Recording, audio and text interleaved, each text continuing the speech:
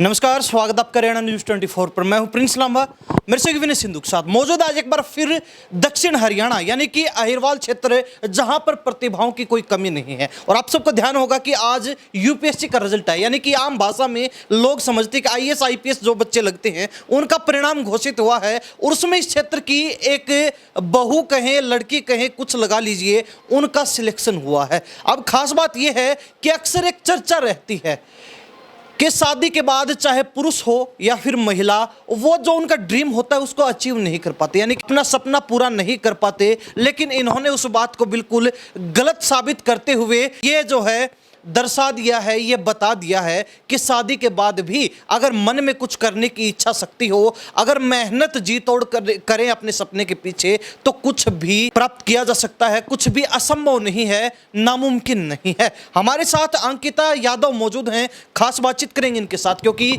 UPSC crack करके और 337वां स्थान इन्होंने प्राप्त किया है। अब इनका इरादा क्या है, कौन सी पोस्ट इनके मनपसंद रहने वाली है, कहां पर जो है ये जाने वाली हैं, तो वही आपको बता दें कि ये जिस फैमिली से आती हैं वो भी जान पहचान की कोई मोहताज नहीं है। इनकी पूरी फैमिली ही वेल सेटल्ड है, क्योंकि इस फैमिली के अंदर तमाम जो लोग हैं बड़ी बड़ी पोस्ट पर रह चुके हैं या फिर फिलहाल काम भी कर रहे हैं, अपनी ड्यूटी कर रहे हैं। अंकिता जी, बहुत बहुत स्वागत आपका। धन्यवाद जी।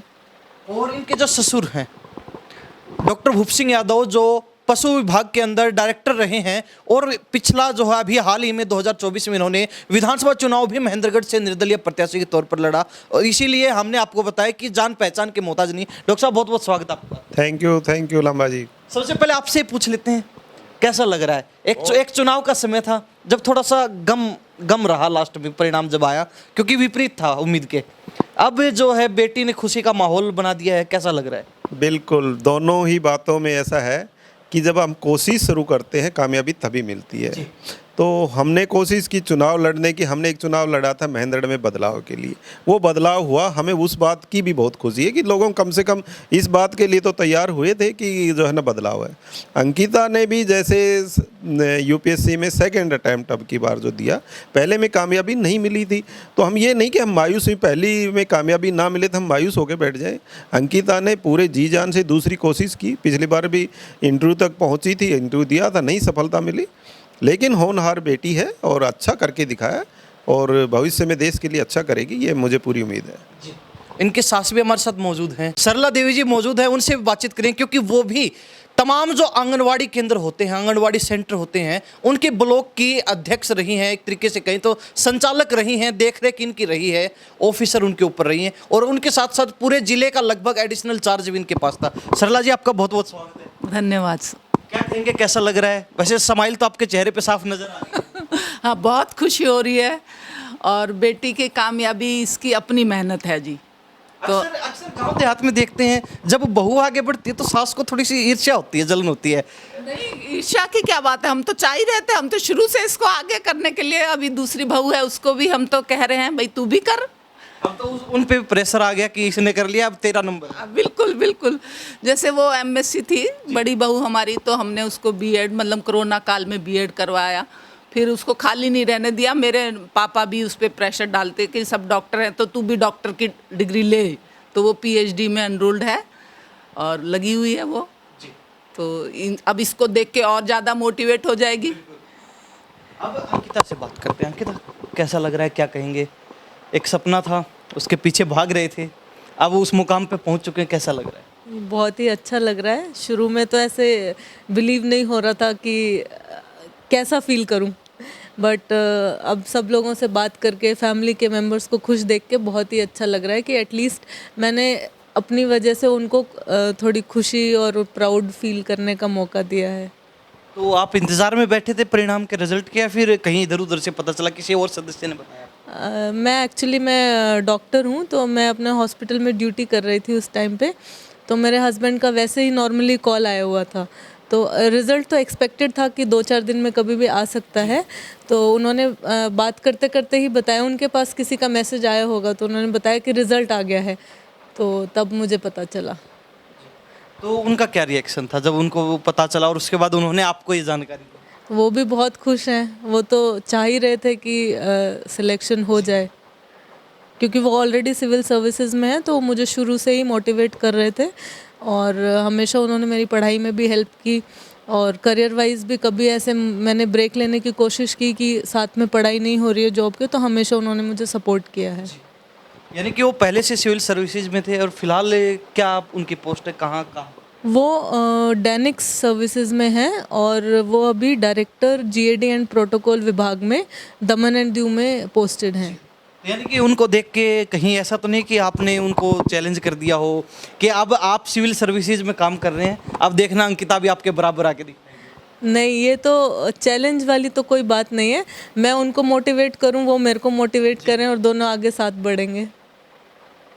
अब जो एक धारणा रहती है अक्सर, हमने अभी शुरुआत में चर्चा भी उसी की शुरुआत भी उसी से की कि अक्सर कहते हैं कि शादी के बाद लड़की हो लड़का हो, उनका जो सपना होता है वो अधूरा रह जाता है, क्योंकि शादी के बाद प्रेशर आ जाता है, फैमिली की जो रिस्पॉन्सिबिलिटी हैं वो बढ़ जाती हैं, कंधों पे भार बढ़ जाता है, तो वो अपने सपने के पीछे भागे या फिर उन जिम्मेदारियों को निभाए, वो बीच में रह जाता, ना इधर का ना उधर का। तो कभी आपको ऐसा नहीं लगा कि हमारी जिम्मेवारियाँ बढ़ गई हैं, अब हम नहीं कर पाएंगे, अपना जो ड्रीम था वो बीच में ड्रॉप आउट करना पड़ेगा?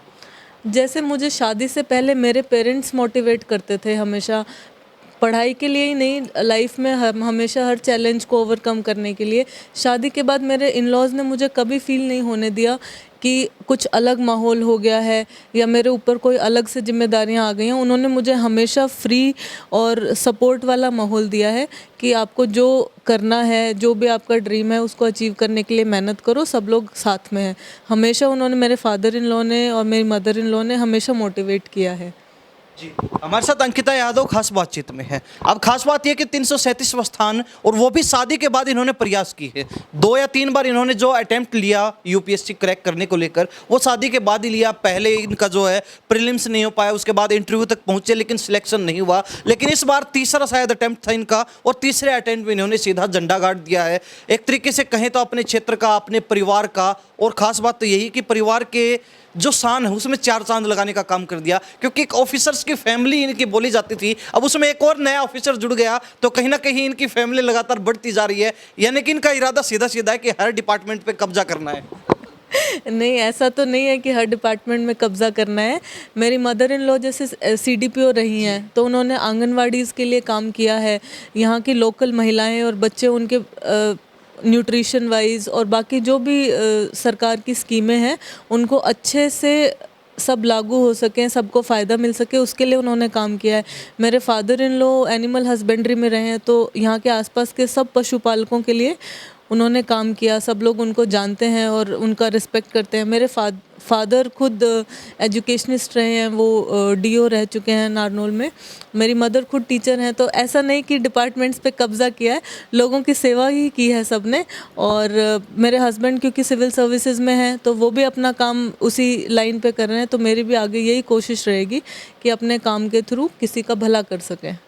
पोस्ट सबकी अलग अलग हैं, डिपार्टमेंट सबके अलग अलग है। ऐसा नहीं कि आपने एक दूसरे का पीछा किया हो कि आप उस डिपार्टमेंट में, मैं भी उस डिपार्टमेंट में आती हूँ। यानी कि सब ने अलग अलग रास्ता चुना, लेकिन एक सीधा जो मुकाम था वो सीधा सा था कि हमें पहुँचना है बड़ी कुर्सी के ऊपर। सबको देखिए फ्री हैंड मिला है, जिसकी जो इच्छा है आप वो परस्यू करो। सपोर्ट सब लोग करते हैं पीछे से। मेरे फादर शुरू से ही, जैसे उन्होंने मुझे डॉक्टर बनने के लिए इंस्पायर किया कि आप इस फील्ड में जाओ। मेरा ब्रदर लॉयर बनना चाहता था, उसको कभी ये नहीं कहा कि तू डॉक्टर ही बन या तू इंजीनियर बन, क्योंकि मेनली लोग यहाँ पे यही कोशिश रहती है कि या तो बच्चे को डॉक्टरी लाइन में डाल दो या इंजीनियर बना दो। पर उसका लॉयर बनने का था तो उसको लॉयर बनने के लिए सपोर्ट किया। ऐसे ही मेरे जो इन लॉज़ के दोनों बेटे हैं, मेरे हस्बैंड को सिविल सर्विसेज में जाना था तो उन्होंने उस तरफ कोशिश की। मेरे जो ब्रदर इन लॉ हैं वो कंस्ट्रक्शन इंजीनियरिंग में उन्होंने पीएचडी किया है। सो वो अपना करियर उस हिसाब से परस्यू कर रहे हैं। तो किसी का कोई प्रेशर नहीं रहता, सबका सपोर्ट ही रहता है कि आपको जो करना है मेहनत करो, अच्छे से रिजल्ट की देखी जाएगी। हाँ, कि पढ़े लिखी फैमिली का ये एक अंतर भी समझ सकते हैं आप, माहौल परिवेश का अंतर समझ सकते हैं।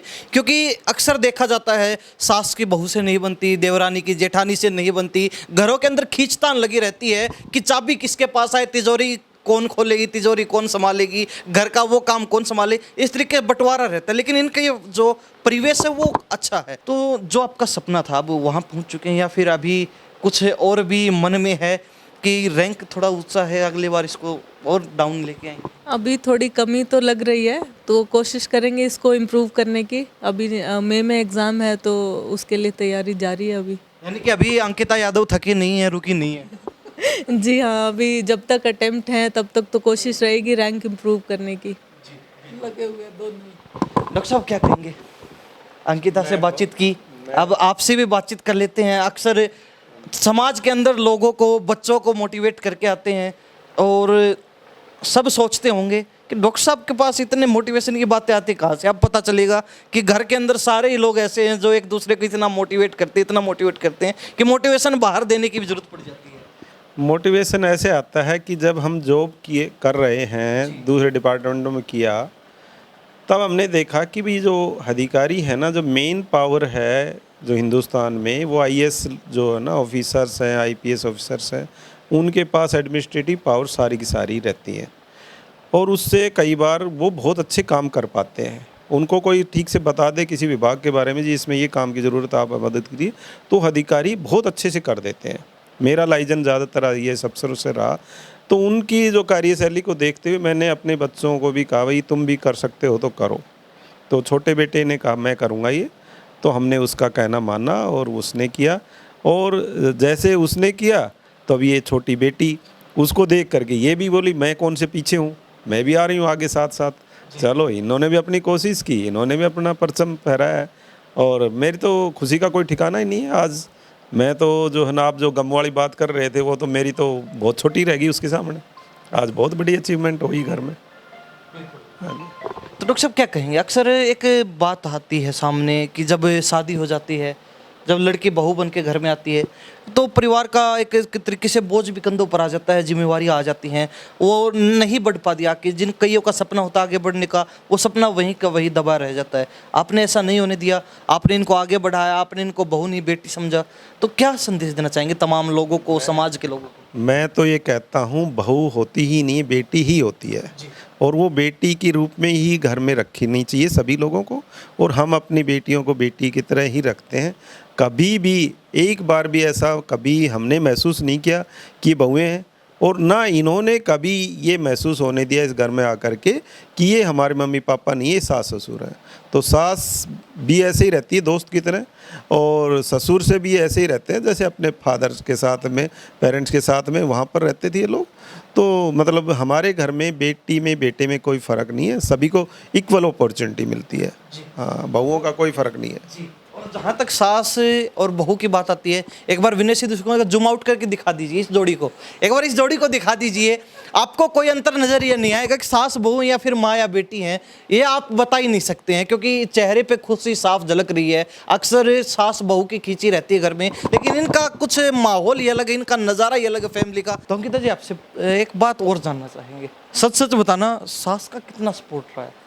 सच्चाई बता दीजिए, बिल्कुल दिल पे हाथ रख के, वास्तव में कितना सुबह। वैसे तो हंसमुख नजर आ रही हैं, लेकिन अब घर के अंदर आपको पता होगा कि कैसा रूप रहता है। नहीं, उन्होंने मुझे हमेशा मोटिवेट ही किया है, पढ़ो पढ़ो पढ़ो।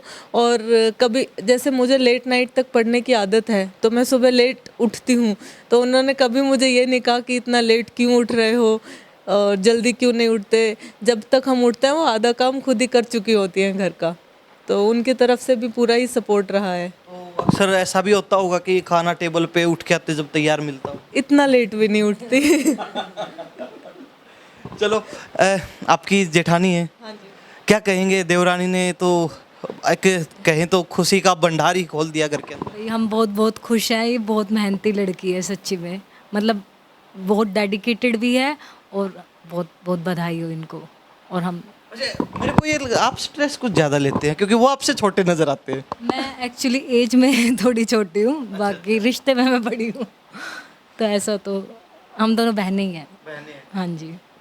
तो कैसा रहता है जब अक्सर घर में रहते हैं, और अब इन्होंने जिस तरीके से यूपीएससी क्रैक कर लिया, तो कहते हैं कि आपके ऊपर भी अब थोड़ा सा प्रेशर आ गया है चारों तरफ से कि अब तो आपको भी करना पड़ेगा? नहीं नहीं, फैमिली काफ़ी सपोर्टिव है और इस चीज़ को मैं पॉजिटिवली ही लूँगी, क्योंकि मोटिवेशन ही मिलता है इनको देख के। तो बिल्कुल ऐसा कोई दबाव की बात तो है नहीं, पर हाँ खुशी बहुत है। तो अभी क्या इरादा है आपका? आप क्या तैयारी कर रहे हैं आगे? जी अभी मैं पीएचडी कर रही हूँ सेंट्रल यूनिवर्सिटी ऑफ हरियाणा से, तो असिस्टेंट प्रोफेसर की तैयारी में लगी हूँ। तो अभी अंकिता जी का कहना है कि यहाँ रुके नहीं है, जो ये रैंक है इसको और थोड़ा सा नीचे लेके आना है, तो कहीं ऐसा तो नहीं है आपने कान में फूंक मार दी हो कि ये मज़ा नहीं है इस बार, अगली बार फिर कोशिश करें? नहीं, बिल्कुल, ये हम तो इसमें भी खुश हैं और ये खुश नहीं आती, और बिल्कुल मेहनत करेंगे और आ जाएगी, हमें पूरा पूरा यकीन है। हाँ जी। अच्छा, एक बात मैंने इनसे भी पूछी तो मैं आपसे भी पूछ लेता हूँ, आप अभी पीएचडी कर रही हैं, शादी के बाद अक्सर कहते हैं कि लड़का हो लड़की हो कुछ कर नहीं पाते हैं, उनका जो सपना वो अधूरा रह जाता है, जिम्मेवारियाँ बढ़ जाती हैं, वो बीच में फंस जाते, बीच मझदार, ना इधर के रहते ना उधर के रहते। आपके साथ ऐसा हुआ है? आपको भी कभी ऐसा फील हुआ कि नहीं अब तो नहीं हो पाएगा, अब तो जो है अपना ड्रीम है उसको यहीं छोड़ना? बिल्कुल नहीं, भगवान की दया से इतना अच्छा परिवार मिला है कि मैंने अपने सपनों को आगे जिया है। मेरी खुद की 3 साल की गुड़िया है, मैं सुबह चली जाती हूँ, शाम को आती हूँ, मम्मी पापा बहुत अच्छे से उसका ध्यान रखते हैं, किसी चीज़ का कोई दबाव नहीं है कि भाई घर का काम है या बच्चे को संभालना तुम ही रखो, ऐसा कुछ नहीं है, तो सब मैनेज हो जाता है। बिल्कुल अपने बच्चों की तरह ही रखते हैं हमें। यानी कि यहाँ आने के बाद, शादी के बाद तो और ज़्यादा पंख लग गए? कह सकते हैं बिल्कुल। मतलब हस्बैंड भी काफ़ी सपोर्टिव है, उन्होंने हमेशा से मोटिवेट किया है आगे बढ़ने के लिए, और फैमिली भी बहुत अच्छी है हमारी। हाँ जी। नेट जेआरएफ की टॉपर रही हैं और उसी के थ्रू इनको पीएचडी और विद स्कॉलरशिप मिला हुआ है सेंट्रल यूनिवर्सिटी में, वो भी शादी के बाद ही हुआ है। तो हाँ, तो उनकी अचीवमेंट भी और मैंने भी जो भी अचीव किया है वो सब शादी के बाद और पेरेंट्स के सपोर्ट के साथ ही सब हुआ है। तो अब मैं आपसे कुछ सवाल जानना चाहूँ, जिस तरीके से अक्सर हमें इस तरीके से जो यूपीएससी क्रैक करते हैं उनसे बातचीत करते हैं, उनका रूटीन पूछते हैं कि किस तरीके से उन्होंने तैयारी की, क्या कुछ उन्होंने पढ़ा, किन चीज़ों को उन्होंने नज़रअंदाज किया, किन चीज़ों पर फोकस रखा। तो सबसे पहले तो आपका रूटीन पूछें। तो आपको जॉब भी करनी होती थी, काम भी करना होता था, सारी चीज़ें थी, फैमिली की जिम्मेवारियाँ भी थी, डेली कितने घंटे पढ़ाई कर पाते थे, किस तरीके से आपका रूटीन रहता था पढ़ने का? ऐसे कुछ कंसिस्टेंट आवर्स तो मैं नहीं बोल सकती कि डेली इतना आवर्स मिनिमम मैं देती ही देती थी, बट जो भी टाइम मिलता था विद जॉब या जब बीच में जॉब से ब्रेक लिया तो जितना पॉसिबल होता था उतना सिटिंग रखने की कोशिश रहती थी। नॉर्मली जैसे सुबह उठ के आधा 1 घंटा पॉसिबल होता था तो मैं पढ़ लेती थी, फिर जॉब पे जाना, फिर इवनिंग तक वापसी को होता था तो अपना थोड़ा रेस्ट करके डिनर वगैरह करके फिर 3-4 घंटे की सिटिंग। और क्योंकि मैं अर्ली राइज़र नहीं हूँ, मैं लेट नाइट ही स्टडी करती थी, तो और स्पेशली मेरे हस्बैंड भी उस टाइम पे एक अटेम्प्ट और देने का सोच रहे थे, तो हम दोनों साथ में पढ़ाई करते थे तो और ज़्यादा आउटपुट आता था। तो बात की जाए अभी मेन जो बुक्स होती हैं, कौन सी बुक्स पे फोकस करें, या फिर इसके अलावा अक्सर हमें बातचीत करते हैं तो बच्चे बताते हैं कि हमने यूट्यूब से भी काफ़ी कुछ सीखा है, इंटरनेट से काफ़ी कुछ सीखा है। तो आपकी इस जो सफलता के अंदर इंटरनेट का, यूट्यूब का, इन सब चीज़ों का कितना सहारा रहा, और उसके अलावा बुक्स का कितना, जो आप बुक्स पर कितने डिपेंड? देखिए, बुक्स का तो जो स्टैंडर्ड बुक्स हैं वही मैंने फॉलो की थी, उनसे अपने शॉर्ट नोट्स प्रिपेयर किए थे ताकि रिवीजन में मुझे टाइम कम लगे।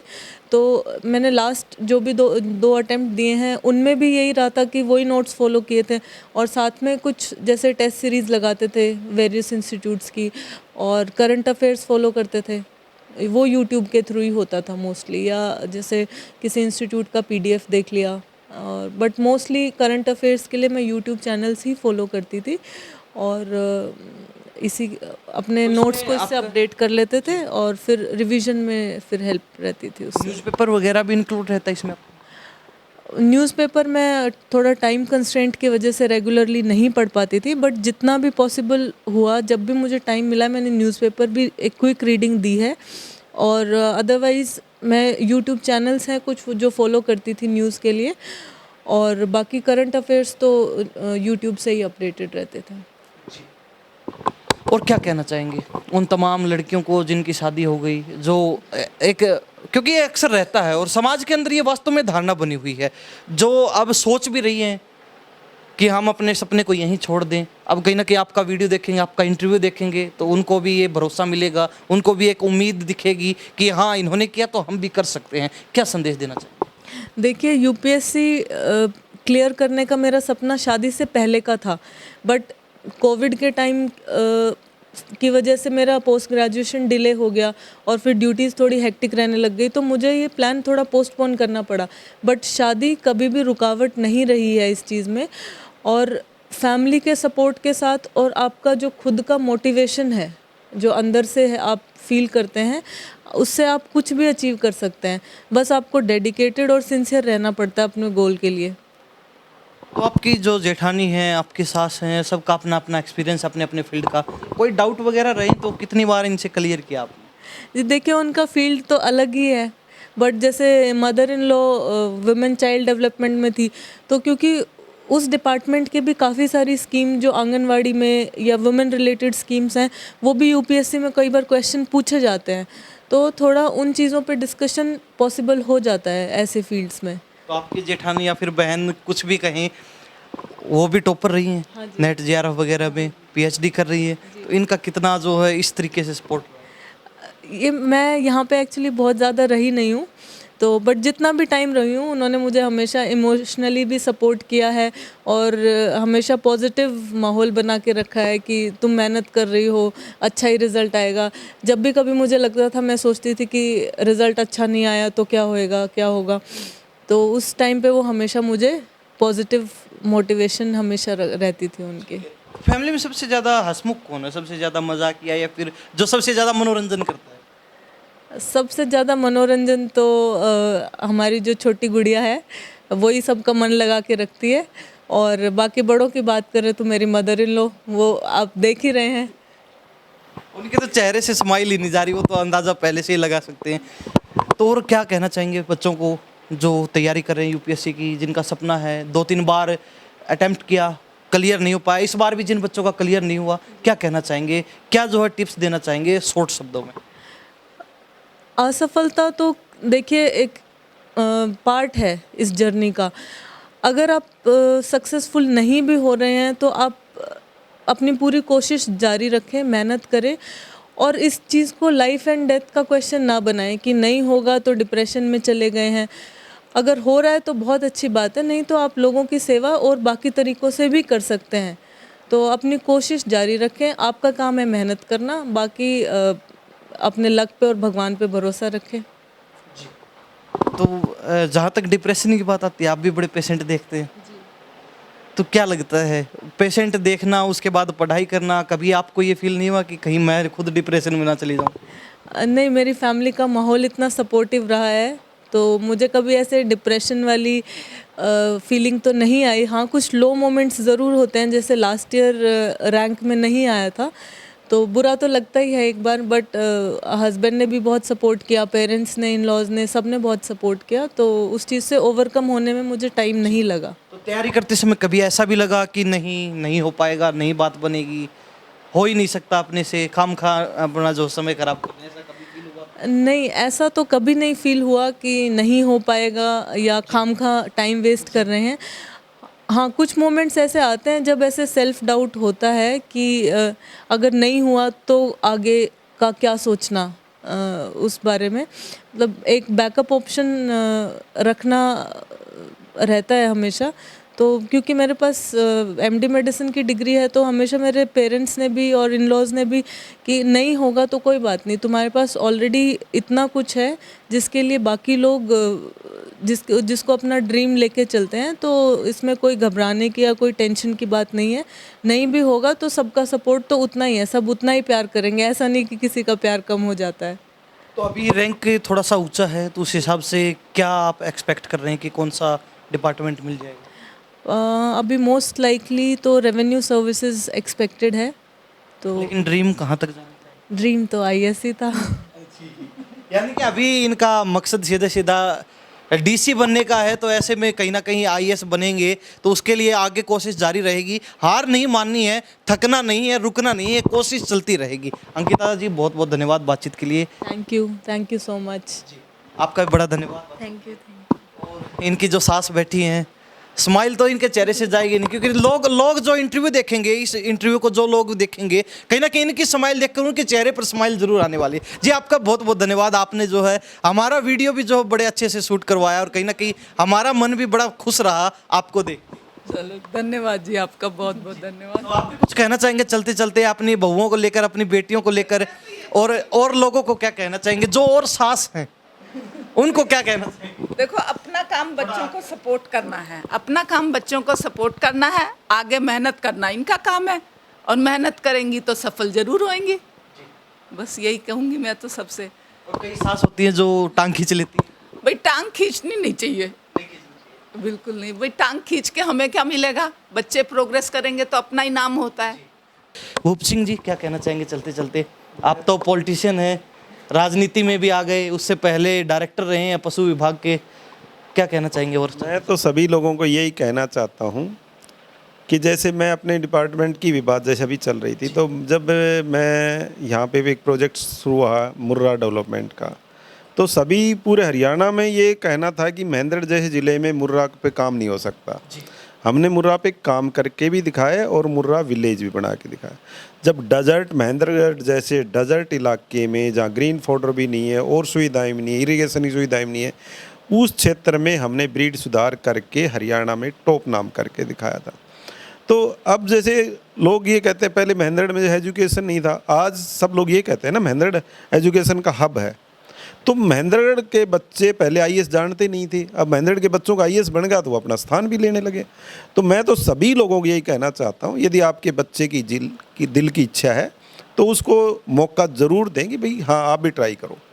ये पोस्ट ऐसी हैं जिनके ऊपर आप समाज में बड़ा बदलाव ला सकते। वैसे तो आप हर डिपार्टमेंट में रहते हुए बदलाव ला सकते हो, लेकिन सिविल सर्विसेज एक ऐसा डिपार्टमेंट है जिसमें आपके ब्रॉड स्पेक्ट्रम है, हर डिपार्टमेंट में आपको काम करने का मौका मिलता है और आप हर जगह जहाँ चाहें वहाँ बदलाव ला सकते हैं।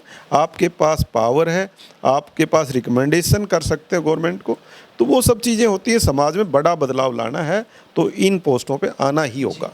भूप सिंह जी बहुत बहुत धन्यवाद बातचीत के लिए, आपने कीमती थैंक यू लामा जी, बहुत बहुत धन्यवाद आपका। हमारे साथ डॉक्टर भूप सिंह यादव और इनकी पूरी फैमिली और विशेष तौर पर अंकिता यादव जिन्होंने फिलहाल यूपीएससी क्रैक किया है। खास बात यह कि इनकी पूरी फैमिली वेल सेटल्ड है, इनकी फैमिली में बड़े बड़े ऑफिसर रैंक के तमाम जो लोग हैं वो मौजूद हैं। सभी जो है अपनी ड्यूटी कर रहे हैं, कोई जो है गवर्नमेंट कॉन्ट्रैक्टर है, कोई जो है यूपीएससी क्रैक करके सिविल सर्विसेज में पहले से अपनी सेवाएं दे रहा है, कोई जो है नेट जेआरएफ टॉपर है अपनी पीएचडी कर रहे हैं। इनकी जो सास है वो भी ऑफिसर रही हैं, इनके ससुर हैं वो भी ऑफिसर रहे हैं और फिलहाल पॉलिटिशियन है। तो ऐसे में कहीं ना कहीं इन्होंने जो एक सपना शादी से पहले देखा लेकिन शादी के बाद उसको अचीव किया। और ख़ास बात यह कि सारे दिन पेशेंट देखते हैं। पेशेंट देखने का मतलब है सारा दिन जो रोगी हैं वो इनका दिमाग खा जाते हैं, लेकिन बावजूद उसके इन्होंने उस चीज़ को साइड रखा, उस चीज़ को नज़रअंदाज किया और शाम को घर आने के बाद जो भी इनको समय मिल पाता था, जितना मौका मिल पाता था, उसमें जी तोड़ मेहनत करते हुए, पढ़ाई करते हुए इन्होंने सिविल सर्विसेज को क्रैक कर लिया, यूपीएससी